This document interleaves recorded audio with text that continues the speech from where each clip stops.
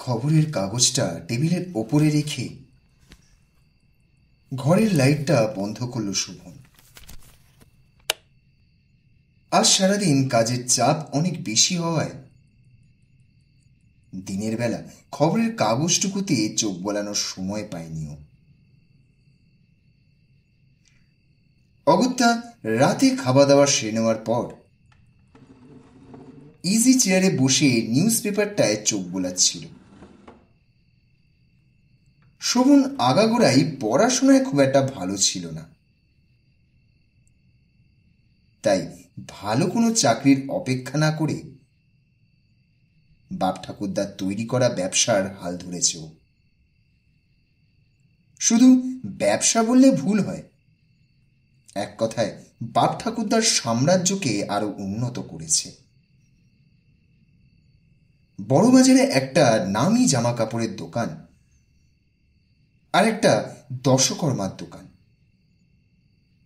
দুটোর দায়িত্ব শোভনের ওপর। ওরা দুই ভাই, শোভন এবং বিমল। তবে বিমল শোভনের থেকে একদম উল্টো। ওর ছোট থেকেই পড়াশোনা, খেলাধুলা, আর্টস এই সব কিছুতে বেশ ইন্টারেস্ট,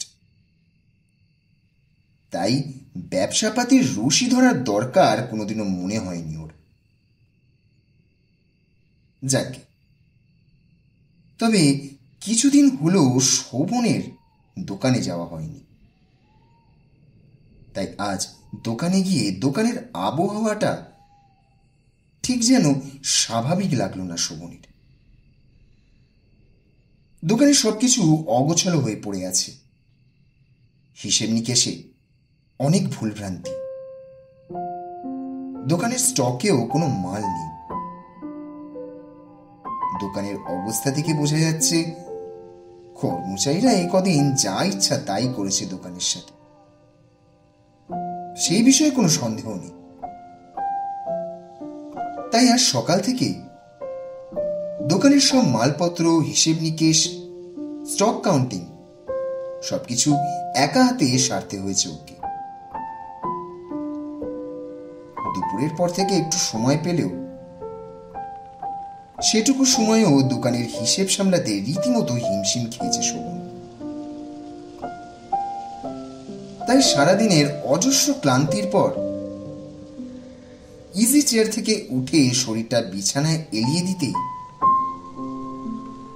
শোভনের দু চোখে ঘুমের পাহাড় যেন গড়িয়ে এলো। বাইরে মৃদু বাতাস বইছে, তাতেই জানলার পর্দাটা হালকা শব্দে নড়াচড়া করছে। কোথাও দূরে একটা কুকুর বিচ্ছিরি শব্দে ডেকে উঠছে বারবার। আকাশে গোল চাঁদ। অন্যদিন হলে প্রকৃতির এমন সুন্দর কারুকার্যকে মন দিয়ে উপভোগ করত শোভন।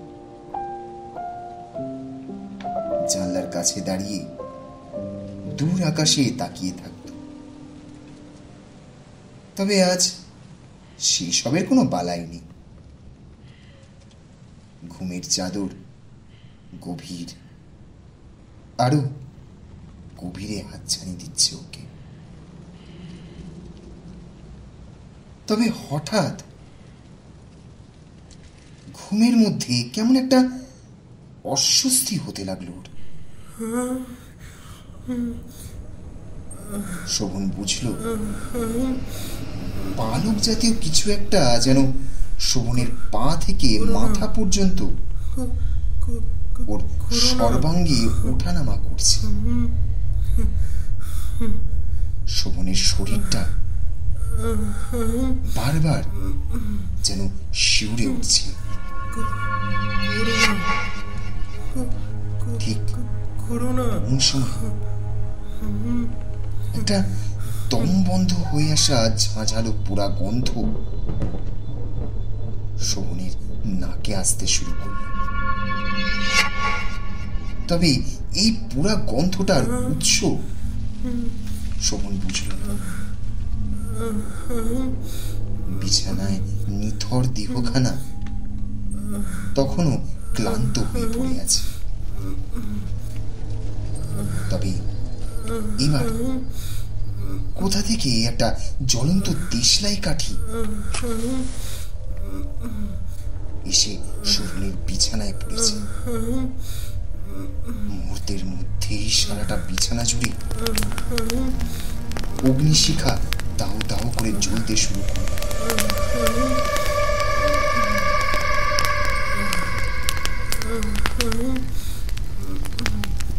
ভীষণ তপ্ত হয়ে উঠল শোভন।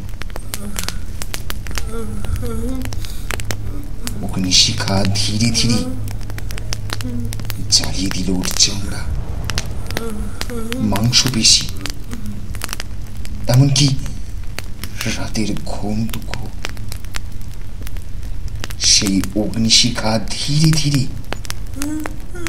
শোভনের শরীরের প্রত্যেকটা কণা গলিয়ে নিষ্পিণ্ডি করে দিচ্ছে।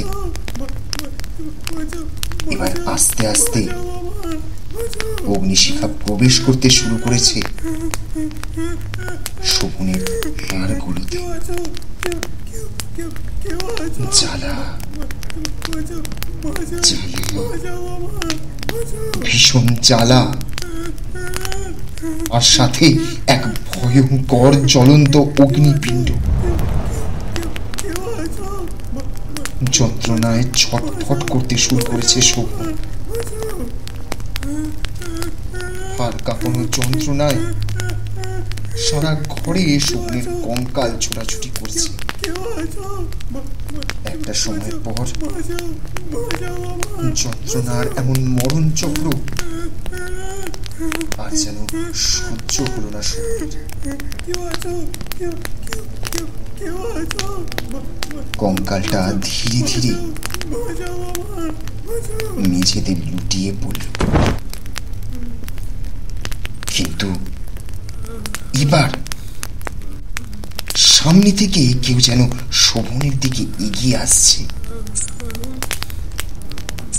অন্ধকারের মাঝে তার হালকা, ভীষণ হালকা একটা অবয়ব ফুটে উঠেছে। নন্দিনী,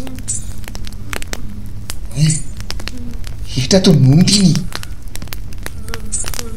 সামনে থেকে নন্দিনী এগিয়ে আসছে শোভনের নিথর কঙ্কালটার দিকে। ওর হাতে এক মগ জল।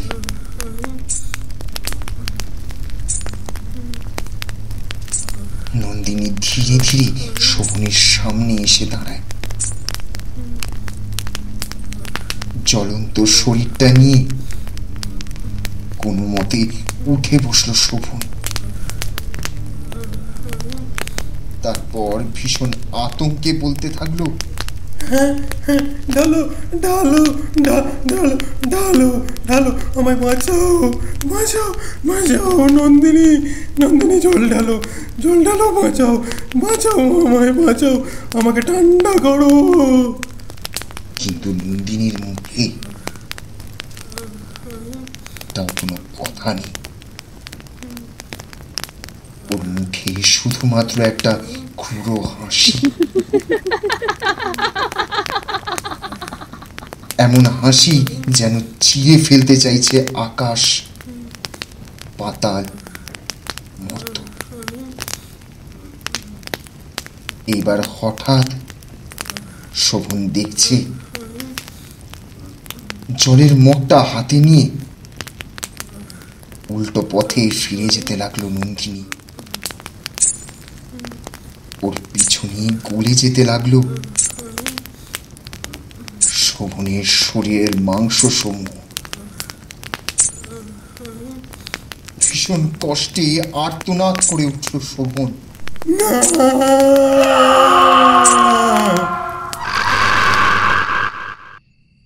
হঠাৎ ঘুমটা ভেঙে যায় শোভনের।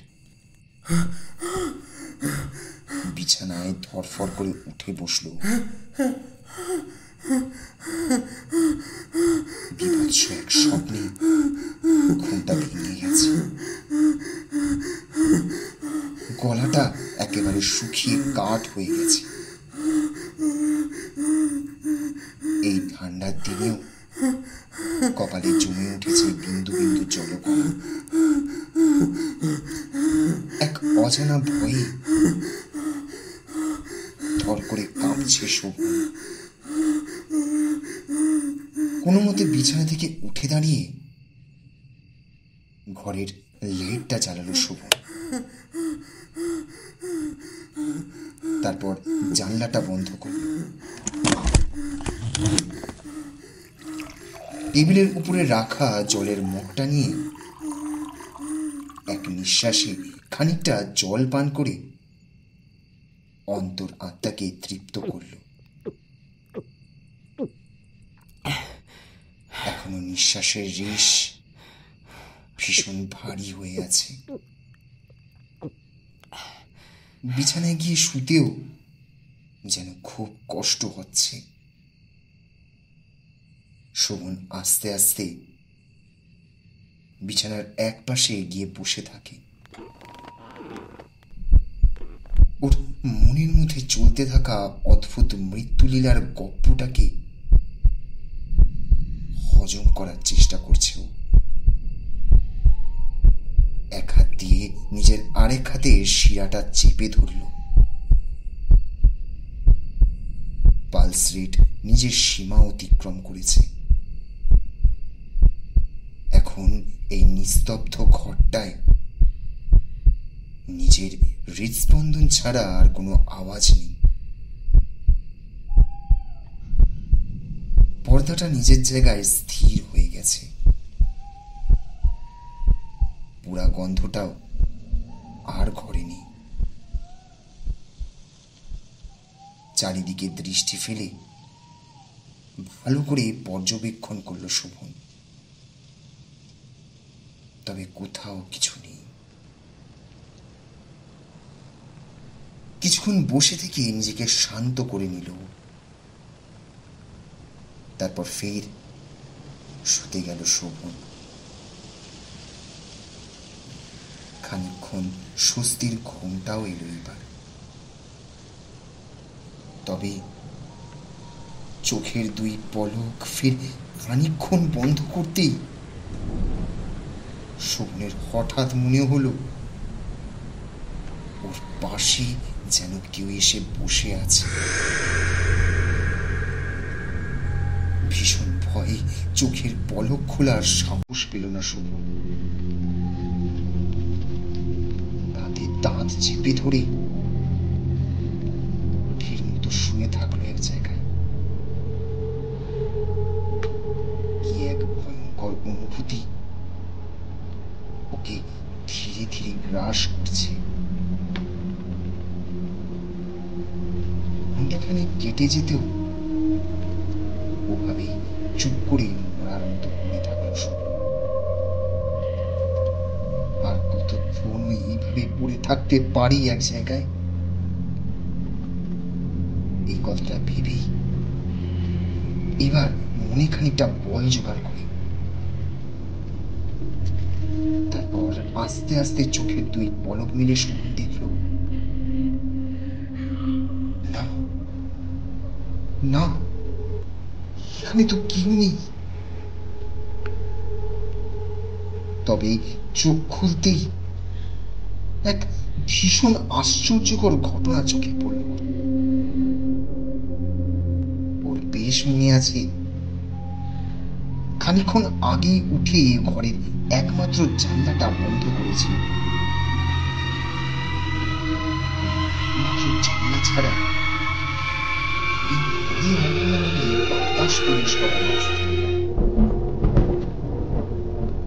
কিন্তু এক অদ্ভুত ঝাপটায় জানলার সামনে থাকা পর্দাটা ভীষণ পরিমাণে দুলছে।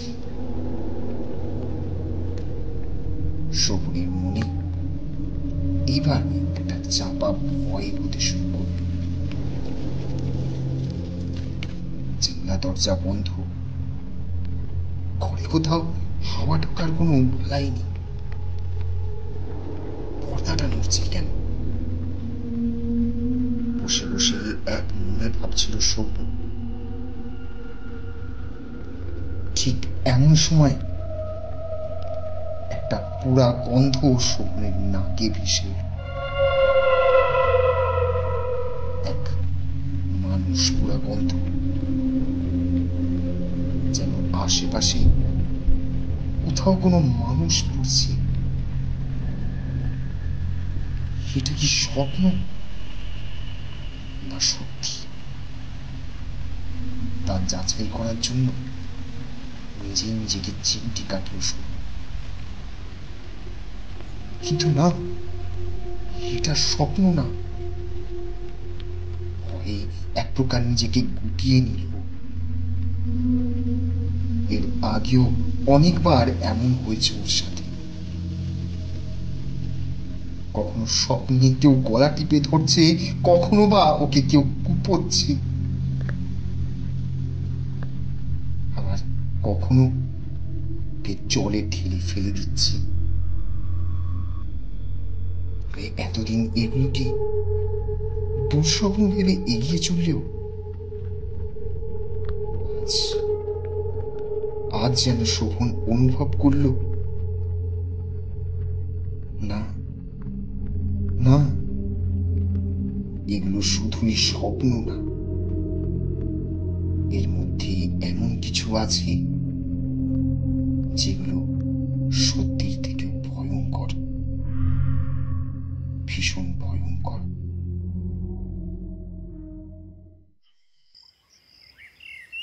ভোরের প্রথম আলোর ছটা শোভনের জানলায় এসে পড়েছে।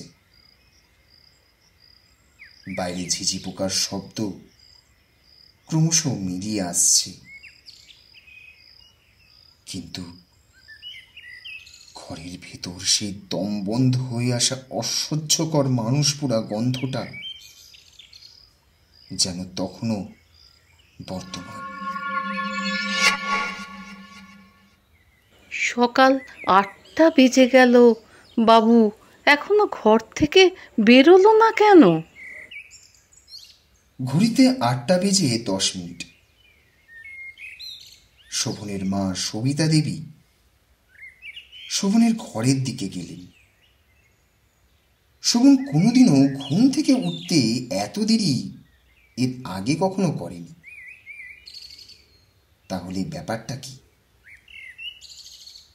এটাই ভাবতে ভাবতে তিনি এগিয়ে গেলেন। শোভনের ঘরের দরজাটা হালকা করে ভেজানো রয়েছে। তাই দেখে তিনি সোজা শোভনের ঘরে ঢুকে পড়লেন। আর ঘরে ঢুকে তিনি দেখলেন বিছানায় উল্টো হয়ে বসে আছে শোভন। দরজা খোলার শব্দ পেতেই ভীষণ শক্ত করে বিছানার চাদর আঁকড়ে ধরল।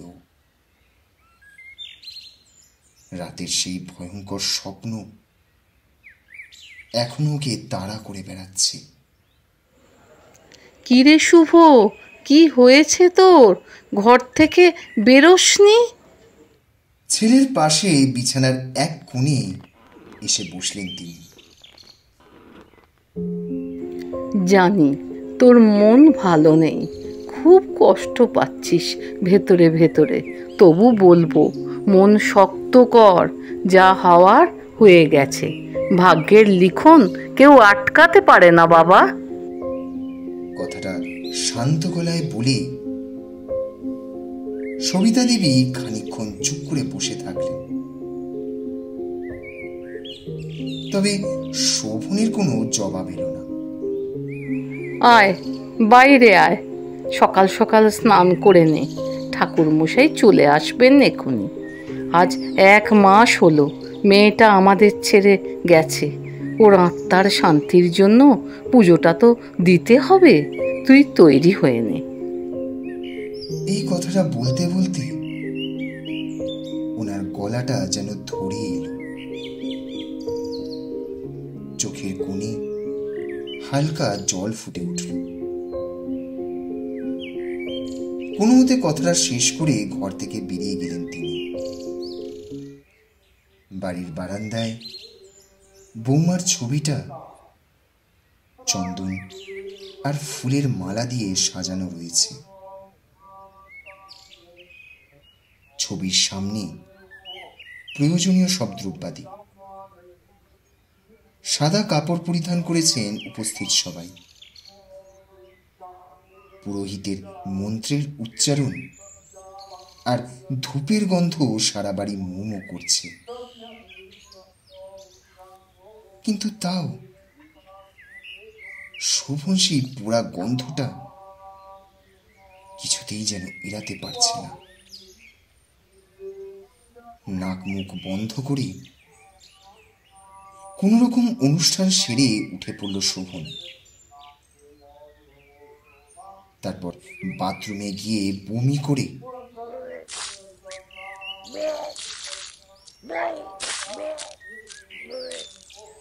তৃপ্ত হয়ে আবার সবার মাঝে এসে বসল। এদিকে সবিতা দেবী কাঁদতে বসেছেন।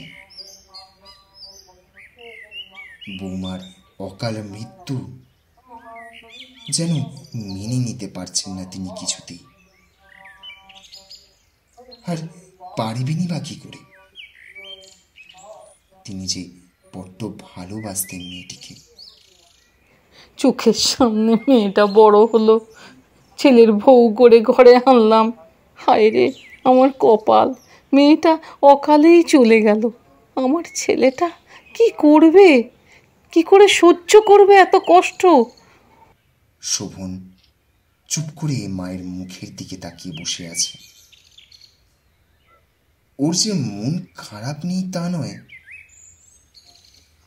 তবে ও কাউকে বোঝাতে চায় না সেটা। শোভন মাথা ঘুরিয়ে নন্দিনীর ছবির দিকে তাকাল। ওর মুখের মিষ্টি হাসিটা যেন এখনো শোভনকে মুগ্ধতার বন্ধনে জড়িয়ে রাখে। শোভনের চোখে জল ফুটে উঠল। তবে হঠাৎ শোভনের যেন মনে হলো ছবির ভেতর থেকে সশব্দে হেসে উঠল নন্দিনী।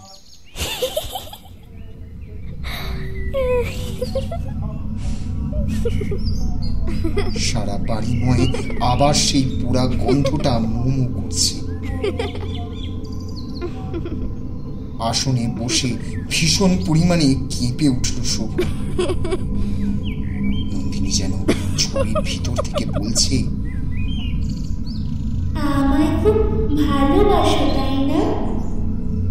তোমায় আজই, হ্যাঁ আজকেই তোমায় আমার কাছে নিয়ে আসবো।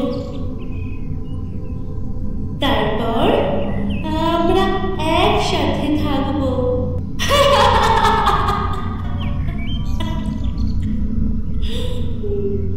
আর তোমার কষ্ট হবে না আমার জন্য। মা মা মা মা তো তো তুমি তুমি শুনতে পেলে? তুমি শুনলে নন্দিনী কি বললো? নন্দিনী কি বললো? তোমরা শুনতে পেলে? আতঙ্ক ভরা কণ্ঠে শোভন জিজ্ঞেস করতে লাগলো সবিতা দেবীকে। তবে তিনি এদিক ওদিক তাকিয়ে শোভনকে উত্তর দিলেন, কই বাবা, কিছু তো শুনিনি আমি। কি বলতে চাইছিস তুই? মা বিশ্বাস করো, নন্দিনী আমাকে মেরে ফেলবে। মা বিশ্বাস করো, নন্দিনী আমাকে মেরে ফেলবে। ধুর বোকা, ও তোকে মারবে কেন? এসব তোর ভুল ধারণা বাবা। শান্ত হ, আমি বুঝি তোর মনের অবস্থা। শান্ত হ, তুই তো ওর সব থেকে প্রিয় মানুষ, তোকে ও মারতে পারে? তবে শোভন আর এক মুহূর্ত ওখানে বসল না। ও সোজা সেখান থেকে উঠে বেসিনের দিকে এগিয়ে গেল। তারপর হাত মুখ ধুয়ে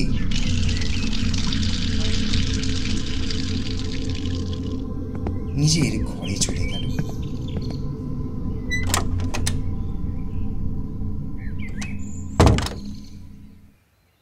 শোভনের যেন কিছুই ভালো লাগছে না।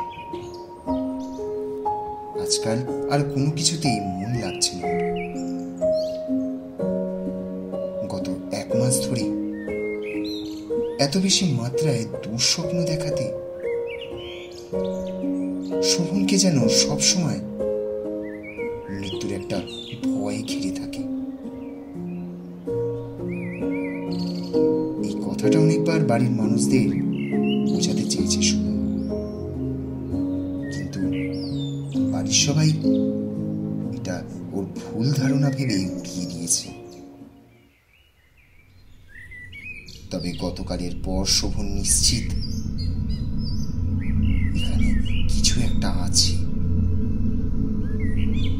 এমন কিছু যা শোভনকে জীবন্ত গিলে খেতে চায়।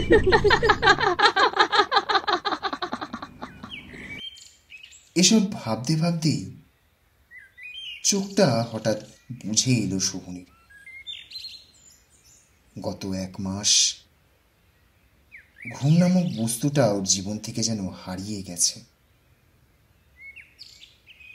ওর শরীর ভীষণ ক্লান্ত,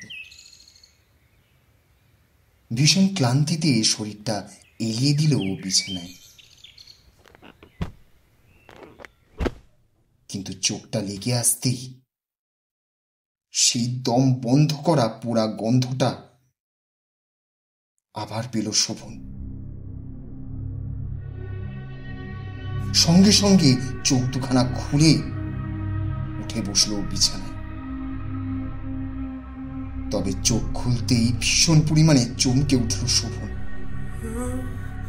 শোভন দেখল ও রান্নাঘরের সামনে শুয়ে আছে, কিন্তু সে তো তার নিজের ঘরে নিজের বিছানায় শুয়েছে। তাহলে তাহলে এখানে এলো কিভাবে ও? ঠিক এমন সময় শোভনের কানে একটা মৃদু শব্দ ভেসে আসতে শুরু করেছে। তবে ও বুঝে উঠতে পারল না এটা কিসের শব্দ। সঙ্গে সঙ্গে রান্নাঘরের দরজাটা ভীষণ এক শব্দ করে খুলে গেল। ভেতরে নন্দিনী চিৎকার করছে, শোভন, শোভন বাঁচাও, শোভন, কোথায় তুমি শোভন, শোভন। শোভন এক জায়গায় দাঁড়িয়ে সব দেখছে। ওর 2 চোখের পলক যেন ফেলতে পারছে না। নন্দিনীর সারা শরীর তীব্র এক অগ্নিকুণ্ডে জ্বলছে। কিছুক্ষণ পরে নন্দিনীর জ্বলন্ত শরীরটা লুটিয়ে পড়ল মেঝেতে। ভীষণ ভয়ে ফের চোখ খুলল শোভন। ছোট ভাইয়ের বিছানায় শুয়ে আছে ও। বাড়ির সবাই ওকে ঘিরে ধরে বসে আছে। ছেলের দিকে তাকিয়ে কাতর কণ্ঠে বললেন সবিতা দেবী, কি হয়েছে তোর বাবা? তখনও বললি নন্দিনী কি সব বলছে, এখন আমি রান্নাঘরের সামনে এসে দেখি তুই এখানে পড়ে আছিস। তোকে বলেছি না ওই ঘরটার সামনে যাবি না? তোর কষ্ট হয় ওখানে গেলে, সেটা তুই জানিস, তবুও কেন যাস ওখানে? নন্দিনী আর শোভনের অ্যারেঞ্জ ম্যারেজ। খুব ধুমধাম করেই 1 মাস আগে ওদের বিয়েটা হয়েছিল। শ্বশুর, শাশুড়ি আর দেওর, ছোট্ট একটা পরিবার। এই নিয়ে ওর সুখের সংসার। খুশি আর আনন্দে ভরপুর ছিল ওদের জীবন। কোথাও একটু সুখের খামতি ছিল না। সবিতা দেবী এবং ওনার স্বামী ছেলের বউকে নিজের মেয়ের মতোই ভালোবাসতেন। নন্দিনীও এমন শ্বশুরবাড়ি পেয়ে ভীষণ খুশি। 1 মাস আগের কথা, শোভনের ছোট ভাই মা বাবাকে নিয়ে মামা বাড়িতে ঘুরতে গেছে। এত বড় বাড়িতে নন্দিনী একা থাকবে কি করে? এই কথা ভেবে শোভন কর্মচারীদের ওপর দোকানের দায়িত্ব দিয়ে সেদিন তাড়াতাড়ি বাড়ি ফিরে আসে। কি গো, মা বাবা তো আজ আসবেন না। রাতে খাবার কি বানাবো বলো তো?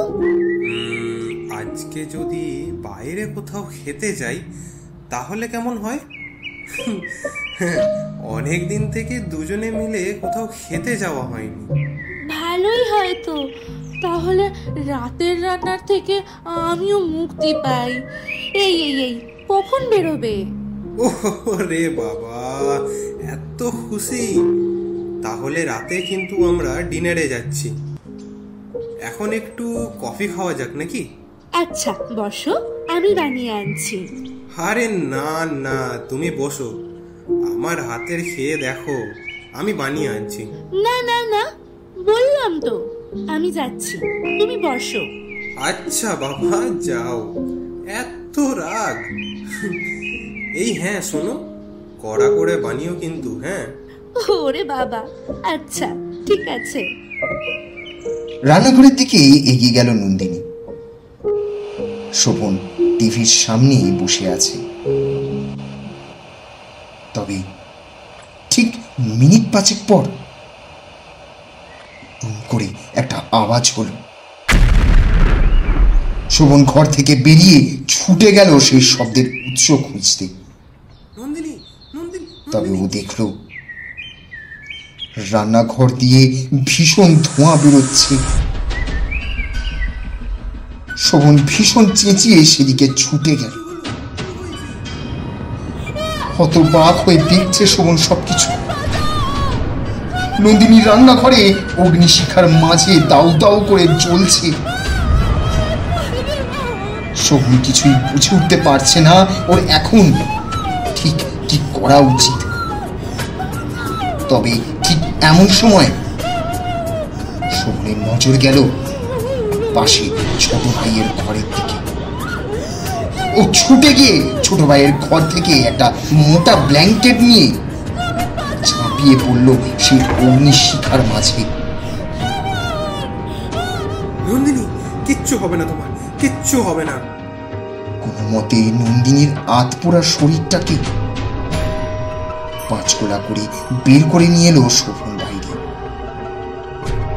আর সঙ্গে সঙ্গে নিয়ে গেল ওকে হাসপাতালে।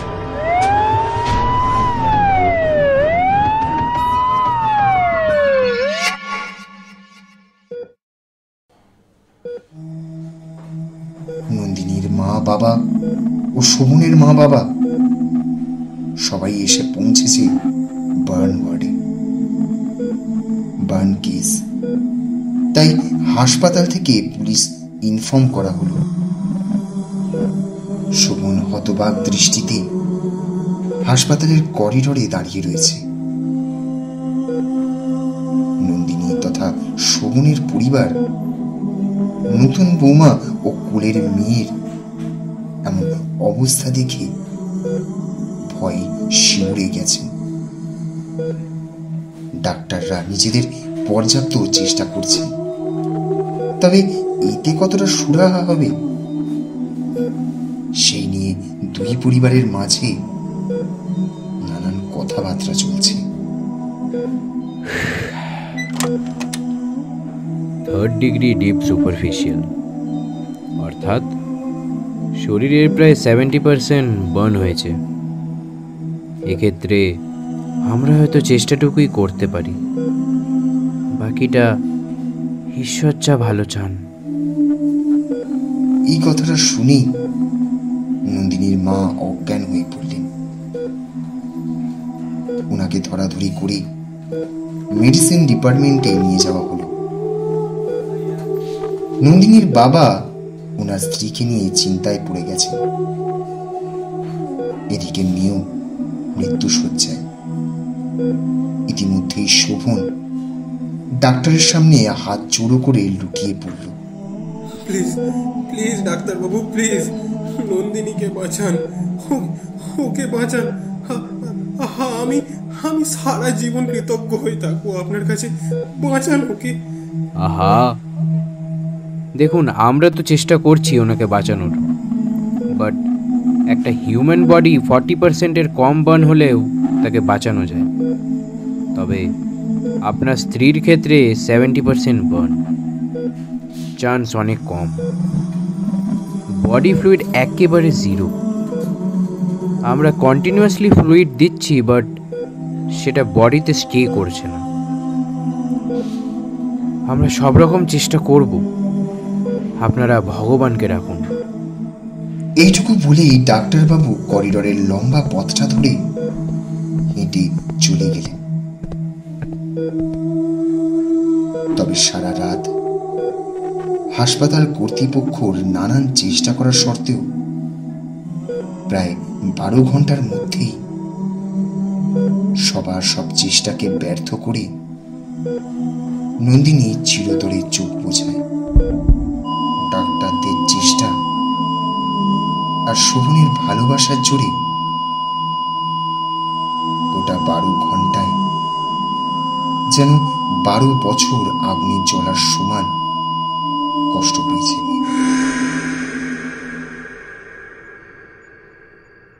এই ঘটনার এখন প্রায় 6 মাস কেটে গেছে। শোভন মনের ক্ষত দাগগুলো লুকিয়ে ফেলে ফির আস্তে আস্তে স্বাভাবিক জীবনে ফেরার চেষ্টা করছে। তবে এখনো ওর রাতে করে যেন ঘুম আসে না। বিছানার উপর ল্যাপটপ রেখে কিছু কাজ করছিল শোভন। বাড়িতে সবাই থাকলেও তবে এখন বাড়িটা যেন একেবারে নিঝুম। ল্যাপটপের স্ক্রিনে কিছু একটা হিসাব মিলাচ্ছিল শোভন। তবে হঠাৎ ওর মনে হলো যেন শোভনের ঘরের দরজাটা কেমন একটা ভাবে খুলছে আর বন্ধ হচ্ছে বারবার।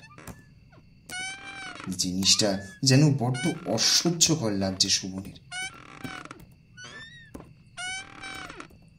শোভন এবার পিছনে ঘুরে দেখে, হ্যাঁ সত্যি তাই, এটাও কল্পনা নয়। সত্যি ঘরের দরজাটা বারবার খুলছে আর বন্ধ হচ্ছে। তবে এমন হওয়ার পেছনে কারণটা কি?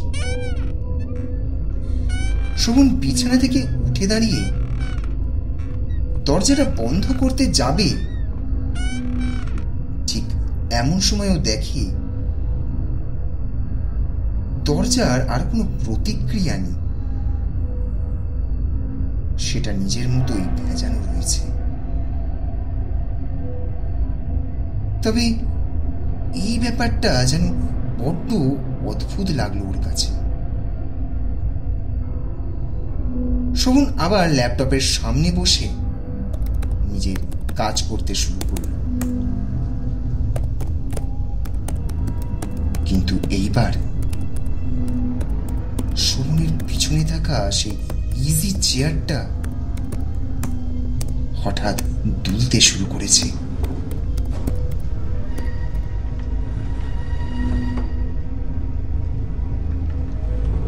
এমন দৃশ্য দেখে শোভনের সারাটা শরীর হঠাৎ যেন কেঁপে ওঠে।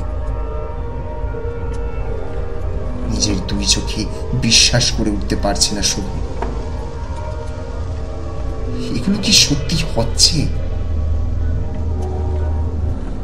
এবার শোভন বিছানায় উঠে বসল। তবে হঠাৎ ঘরের লাইটটা এবার নিভে গেল। জানলার সামনে ঝুলতে থাকা পর্দাগুলো অনবরত নড়ছে। এইবার শোভন অনুভব করল ওর পাশে এসে কেউ যেন বসেছে। শোভন ভয়ে ভয়ে পিছনের দিকে তাকালো, আর ঘাড় ঘুরিয়ে দেখতেই শোভনের শিরায় শিরায় বইতে থাকা থাকা রক্ত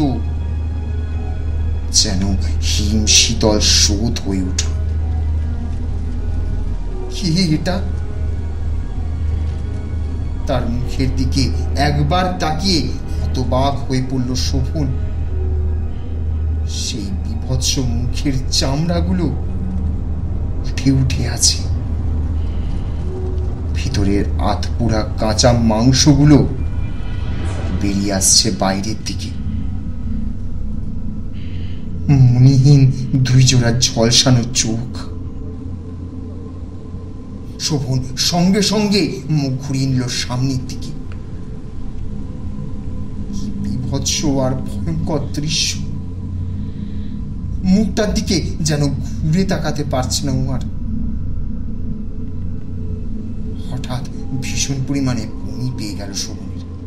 তাকাও আমার দিকে শোভন। কি হলো এবার? ভালো লাগছে না আমাকে দেখতে?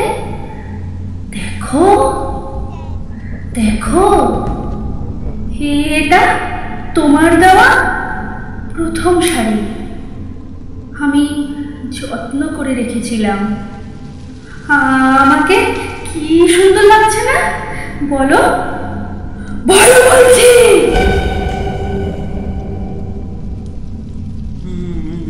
মা মা মা মা কেউ নেই, সবাইকে আমি ঘুম পাড়িয়ে রেখেছি। এখন কেউ আসবে না। নন্দিনী, কেন এসেছো এখানে তুমি? কেন? চলে যাও, চলে যাও এখান থেকে।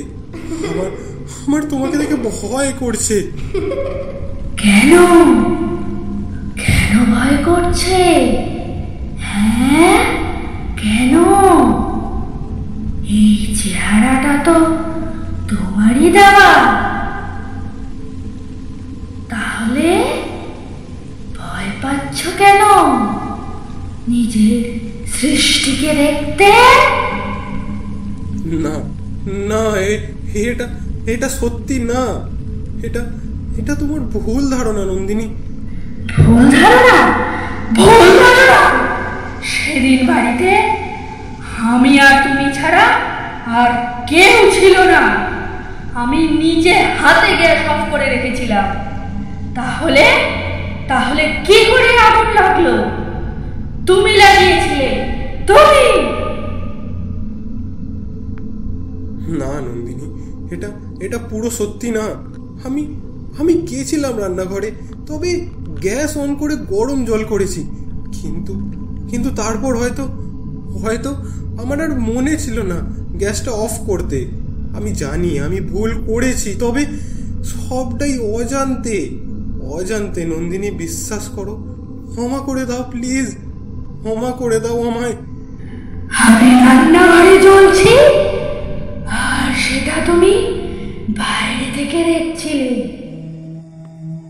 অপেক্ষা করছিলে কখন আমি সম্পূর্ণ পুরি, তাই তো? হ্যাঁ তাই তো। এবার শোভন দেখল নন্দিনীর মুখ আর আগের মতো পোড়া নেই। আগের ভালো চেহারা আবার ফিরে এসেছে, তবে চোখগুলো ভীষণ রক্তবর্ণ। কপালের রগগুলো বাতাসে ভেসে উঠেছে, পিছনের চুলগুলো উড়ছে। বাতাসে পুরা গন্ধটা আরো তীব্র হয়ে উঠেছে। ভয় পেয়ে গেল শোভন। বাড়ির সদর দরজা খুলে প্রাণপণে বাইরের দিকে ছুটতে লাগলো। দৌড়তে দৌড়তে বাড়ি থেকে বেরিয়ে গেল শোভন। পাকা রাস্তায় উঠে দৌড়তে দৌড়তে ক্লান্ত হয়ে একটা সময় বসে পড়ল রাস্তায়। তবে এতক্ষণ শোভন লক্ষ্যই করেনি রাস্তাঘাট একদম ফাঁকা। গাড়ি ঘোড়া, দোকানপাট সবকিছু বন্ধ। মানুষ তো দূরের কথা, একটা পোকাও যেন এই জগতে আর বাস করে না। ভয়ে দ্বিগুণ হলো শোভনের। অন্যদিন এই সময়টায় রাস্তাটা মানুষের কোলাহলে গম গম করে, তবে আজ তারা গেল কই? আর যেন ভাবতে পারছে না শোভন। আবার কোনো রকমে নিজেকে টেনে তুলে ছুটতে শুরু করলো। ছুটতে ছুটতে আরো কিছুটা এগোনোর পর শোভনের মনে হলো ও এতক্ষণ ধরে একই রাস্তায় বারবার ঘুরপাক খাচ্ছিল। এইবার এক জায়গায় দাঁড়িয়ে পড়ল শোভন। জ্ঞান হারিয়ে পাগলের মতো ছুটতে ছুটতে একটা সময় মাটিতে বসে পড়ল। তবে আবার সেই পুরা গন্ধ নাকে আসতে লাগলো। অট্ট হাসিতে ফেটে পড়ল চারিদিক।